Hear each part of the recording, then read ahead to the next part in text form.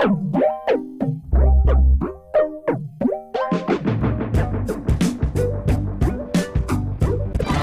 بیانشک یکی از بهترین فیلم هایی بوده که من دیدم و همیشه رنکینگ های خیلی بالایی داشته. بررسی شخصیت بوجاک یه مقدار کار پیچیده‌ایه، بخاطر اینکه منتال ایلنسی نیستش که نداشته باشه. بوجاک یک لوزر بدبخت، نارسیست، مامی ایشوزی، معتاد، مازوخیستی، افسرده و خیلی چیزای دیگه هست که کل زندگیش درگیر به دست آوردن مجدد اون شهرت و دوران اوجشه، که در واقع بیشتر از اینکه اونو بخواد دنبال اینه که یک هدف و معنا برای زندگیش پیدا کنه و چون نمیتونه این کارو بکنه همیشه افسرده است و برای اینکه حال خودش رو خوب بکنه رو میاره به رابطه‌های نادرست